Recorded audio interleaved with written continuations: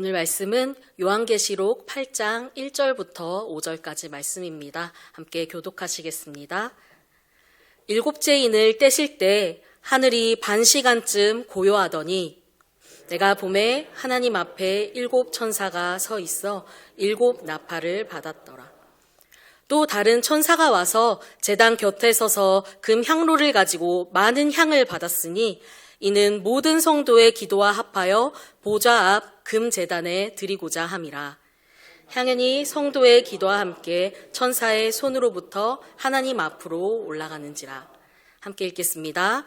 천사가 향로를 가지고 제단에 불을 담아다가 땅에 쏟음에 우레와 음성과 번개와 지진이 나더라. 아멘. 오늘은 성도의 기도라는 제목으로 하나님 말씀 함께 나누겠습니다. 요한계시록, 많은 그리스도인들이 굉장히 어렵게 여기고 쉽게 접근하지 않으려고 하는 그런 성경입니다.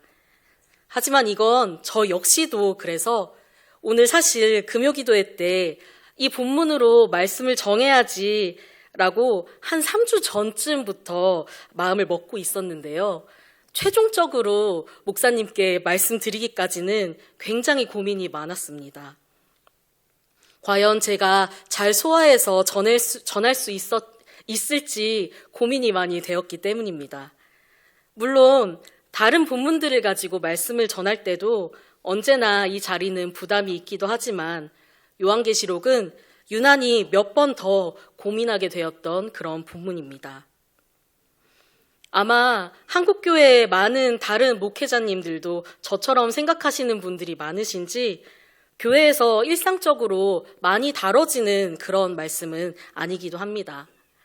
하지만 너무나도 많은 이단들이 요한계시록의 말씀을 왜곡해서 성도들을 끊임없이 미혹하려고 하고 있는 이때에 하나님께서 주신 이 소중한 요한계시록 말씀을 올바르게 알고 바르게 뿌리내려서 옳고 그름을 말씀대로 지혜롭게 분별하는 성도님들 되시기를 간절히 소망합니다.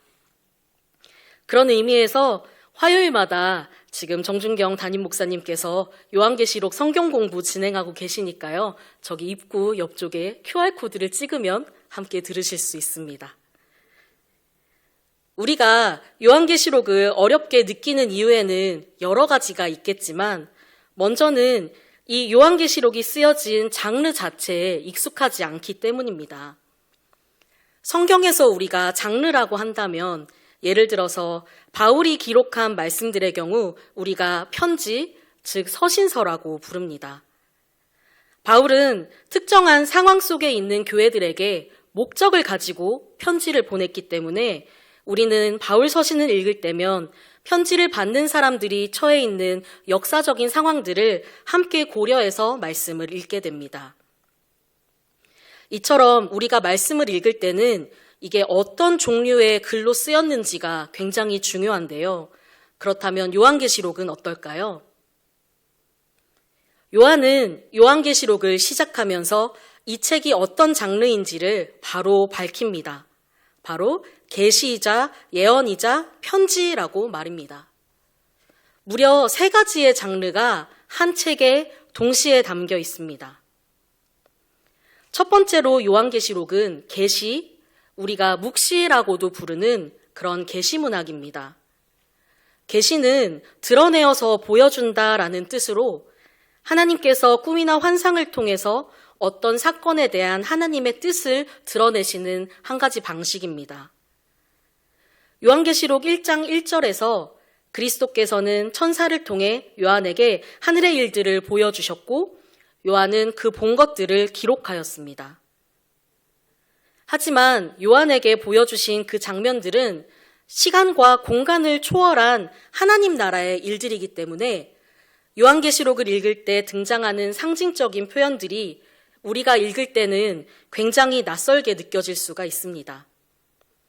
하지만 당시에 이 요한계시록을 읽고 있던 그 독자들은 다니엘서나 에스겔과 같은 성경 말씀, 구약의 말씀 또는 유대의 묵시 문헌들을 통해서 이런 묵시적인 표현들에 굉장히 익숙해져 있었고 요한계시록에 등장하는 많은 상징들은 구약에서 이미 사용된 것들이 많기 때문에 그 시대 사람들은 우리랑 비교했을 때는 상대적으로 자연스럽게 이해할 수 있었습니다. 두 번째로 요한계시록의 장르는 바로 예언입니다. 여기서 예언은 단순히 미래의 사건을 예측하는 것만이 아니라 하나님께서 앞으로 이루실 일들을 선포하는 것입니다. 그리고 그 말씀을 듣는 사람들에게 하시는 그런 말씀입니다. 물론 예수님께서 이 땅에 다시 오시는 재림과도 같이 시간적으로 미래에 일어날 내용도 담겨 있지만 그 미래에 대한 내용들 또한 바로 지금 이 말씀을 읽는 독자들을 위한 내용이라는 사실을 기억하면서 읽어야 합니다. 마지막으로 요한계시록은 편지입니다. 우리는 종종 요한계시록이 편지라는 사실을 간과하기가 쉽습니다. 하지만 요한계시록은 소아시아에 있는 7 교회를 향해서 쓰여진 실제 편지입니다. 따라서 우리가 바울 서신을 읽을 때처럼 요한계시록 역시 편지를 받는 수신자인 당시 1세기 교회들의 상황과 역사적인 맥락들을 고려해서 읽어야 합니다.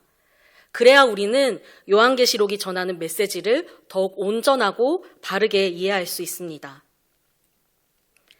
장르가 3가지라는 사실이 우리에겐 좀 익숙하지는 않지만 요한계시록이 묵시, 예언, 편지 이 3가지 특징을 모두 포함하고 있다는 사실을 기억하면서 우리가 말씀을 읽어간다면 아마 조금은 더 요한계시록과 가까워지실 거라고 생각합니다.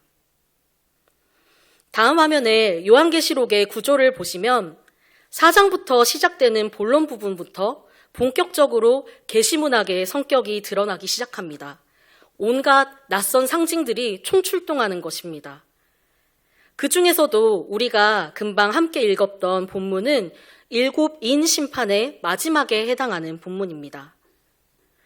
요한계시록의 심판에는 인심판, 나팔심판, 그리고 대접심판이 있는데 점점 이 심판이 진행될수록 강도가 강한 재앙들이 쏟아지고 그리고 모두 각각 7번씩의 심판들을 포함하고 있습니다. 저는 이 심판 부분을 읽을 때면 가끔 두려움이 솟아나기도 했었습니다. 하지만 그리스도를 따르는 성도들이 이 심판의 말씀을 대할 때 반드시 기억해야 하는 중요한 포인트가 있습니다. 바로 모든 심판들은 어린 양이신 예수 그리스도에 의해서 시행되는 심판이라는 사실입니다. 예수 그리스도께서는 하나님의 온전하신 뜻이 담긴 두루마리를 취해서 그곳에 붙어있는 인을 떼시면서 심판을 시작하십니다. 심판을 시작하시는 권한을 가지시니 행하시는 이가 모두 예수 그리스도이십니다. 이처럼 요한계시록의 모든 심판은 하나님과 예수님의 온전하신 뜻에 따라서 심판이 이루어져 갑니다. 또한 각 심판들은 7인, 7나팔, 7대접으로 7이라는 숫자를 반복하고 있습니다. 요한계시록에서 등장하는 이 7이라는 숫자는 완전함 그리고 충만함을 상징하는 숫자입니다. 그래서 이 7인 심판, 7나팔, 7대접 심판이라는 것은 이 자체만으로 이 심판들이 하나님의 완전하신 계획 가운데 있다는 사실을 우리에게 다시 한번 알려줍니다. 따라서 모든 심판은 하나님의 완전하신 계획이고 예수 그리스도의 주관 아래에 있기 때문에 예수님을 믿는 성도들이라면 하나님의 심판을 두려워할 필요가 없습니다. 하나님께서는 자신의 백성들을 지키시면서 이 땅의 불의와 악을 심판하시는 것이기 때문입니다.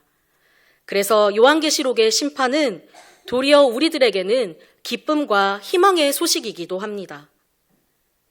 심판의 끝에는 예수 그리스도께서 최후 승리를 거두시고 새 하늘과 새 땅을 허락해 주실 것이기 때문입니다. 심판은 완전한 승리를 위한 하나님의 뜻이 성취되어져 가는 그런 과정일 뿐입니다. 그렇게 하나님의 뜻이 예수 그리스도에 의해 성취되어져 갑니다. 인 심판이 시작되고 예수 그리스도께서 인을 하나씩 떼어나가십니다. 6번째 인 심판까지 어린 양이 인을 떼실 때마다 즉각적으로 하나님의 계획들이 실행되어져 갑니다. 그런데 오늘 본문이자 마지막 인인 일곱째 인을 떼실 때는 조금 다른 상황이 펼쳐집니다. 8장 1절 말씀 함께 읽어보시겠습니다. 시작. 일곱째 인을 떼실 때 하늘이 반 시간쯤 고요하더니 갑자기 짧은 시간 동안 온 하늘이 고요함에 휩싸입니다. 분명히 동일하게 인이 제거되었는데 즉각적인 심판이 아닌 고요함이 묘사됩니다. 어떤 소리도 없는 적막함 가운데 있습니다. 심판이 멈춰진 것일까요? 그렇지 않습니다. 오히려 8장 2절 말씀을 보면 일곱인 심판이 끝나고 난 이후에 시행될 그런 나팔 심판의 준비마저도 완벽하게 완료되어 있는 그런 상황입니다. 일곱 천사가 일곱 나팔을 이미 받았습니다. 그렇다면 이 멈춰진 정적과 고요함은 대체 무엇일까요? 성경에서 종종 이런 침묵과 고요함은 하나님의 중요한 개입이 있기 직전의 순간을 나타낼 때 그려집니다. 하나님의 심판이 본격적으로 임하기 직전 온 하늘 전체가 숨을 죽이면서 하나님의 나타나심을 기다리고 있는 것입니다. 그리고 여전한 침묵 그리고 적막한 고요함 속에서 벌어지는 움직임들이 있습니다. 요한이 그 모습을 보고 성경에 기록하였습니다. 3절과 4절 말씀 함께 읽어보시겠습니다. 시작. 또 다른 천사가 와서 제단 곁에 서서 금 향로를 가지고 많은 향을 받았으니 이는 모든 성도의 기도와 합하여 보좌 앞 금 제단에 드리고자 함이라. 향연이 성도의 기도와 함께 천사의 손으로부터 하나님 앞으로 올라가는지라. 하늘의 침묵이 흐르는 시간 동안 하늘에 있는 천사들이 손에 금 향로를 들고서 이제 하나님께 향로를 올려드리고자 합니다. 많은 향들을 받아서 제단 앞에 올립니다. 여기서 중요한 점은 이 향이 모든 성도의 기도와 함께 하나님 앞으로 올라간다는 것입니다. 이 장면은 구약에서 성막에서의 분향의식을 떠올리게 합니다. 제사장이 향로에 바깥에 있는 번제단에 불을 담아서 성소로 들어가면 성소에서 이 불로 향을 피워서 하나님께 드렸는데 이 연기는 하나님께 드리는 기도를 상징했습니다. 그리고 요한계시록 5장 8절에서도 다음 화면입니다. 이 향은 성도의 기도와 동일한 것으로 여겨지고 있습니다. 즉, 천사들은 금 향로에 많은 향인 성도들의 기도를 가득 채워서 하나님께 드리고 있고 하늘의 고요함 속에서 하나님께서는 다른 어떤 것을 하시는 것이 아니라 성도들의 기도를 듣고 계셨던 것입니다. 이미 6개의 인이 떨어지고 심판이 시작된 이 긴박한 시기에 하나님의 나타내심을 기다리면서 하늘의 모든 것들이 숨죽여서 조용히 하고 있는 이때에 하나님께서는 성도들의 기도에 귀를 기울이고 계시는 것입니다. 이 모습은 땅에서는 보이지가 않습니다. 바로 하늘에서 일어나고 있는 일들이기 때문입니다. 하나님께 기도를 올려드린 땅의 성도들은 여전히 심판이 시작된 혼돈의 세상 가운데 있습니다. 하나님, 도대체 언제쯤이면 우리의 기도에 응답하시겠습니까? 이런 애통한 마음 가운데 부르짖고 있을 것입니다. 하나님께서 과연 기도를 듣고는 계시는지 의구심이 드는 자들도 많았을 것입니다. 하지만 이 말씀을 통해 알 수 있듯이 하나님께서는 분명히 듣고 계십니다. 아주 적막한 고요함 속에서 오로지 성도들의 기도에만 귀를 기울이고 계십니다.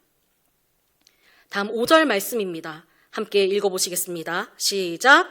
천사가 향로를 가지고 제단에 불을 담아다가 땅에 쏟음에 우레와 음성과 번개와 지진이 나더라.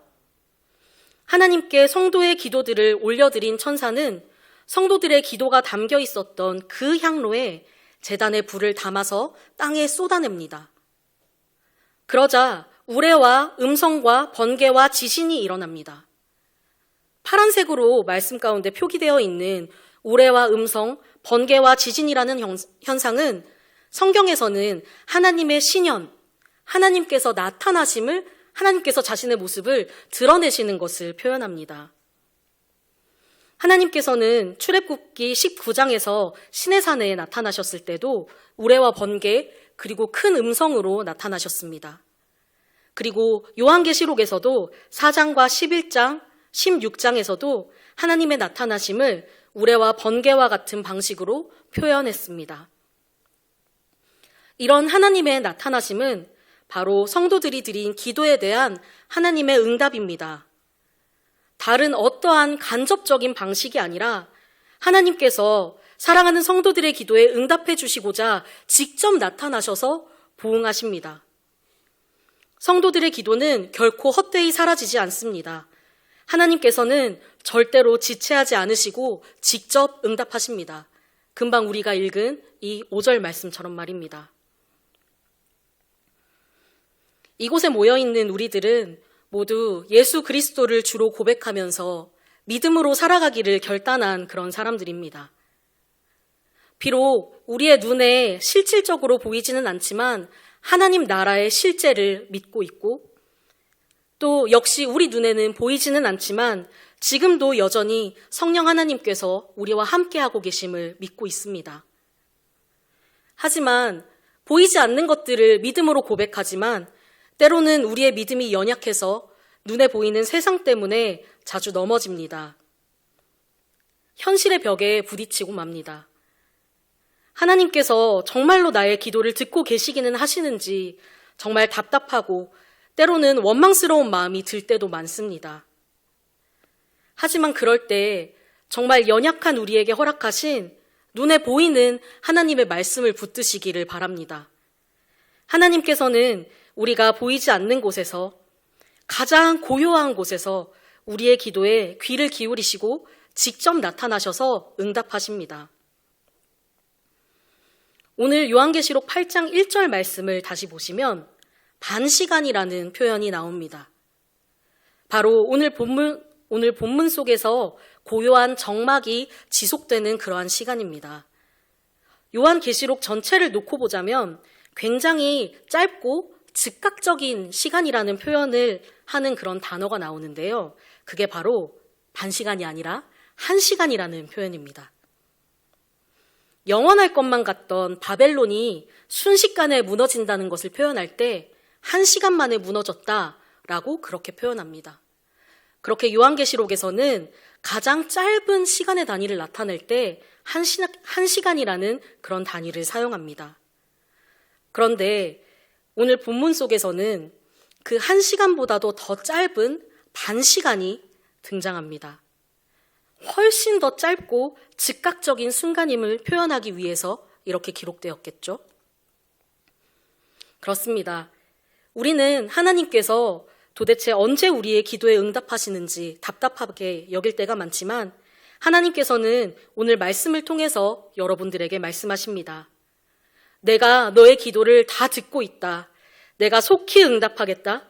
내가 속히 그리고 직접 나타나서 너의 기도에 응답하리라. 그렇기 때문에 우리는 하나님의 응답을 기다리면서 기도를 멈추지 말아야 합니다. 때로는 우리의 눈에 보이지 않고 우리의 시간표와는 다르게 느껴질 때가 훨씬 더 많지만 하나님께서는 결코 우리의 기도를 외면하지 않으십니다. 오히려 침묵 속에서 가장 가까이 귀 기울이시고 가장 완전한 때에 직접 응답하십니다. 오늘 이 말씀을 마음에 새기시면서 낙심하지 않고 끝까지 믿음으로 기도하는 그런 우면동교회 성도님들 되시기를 간절히 소망합니다.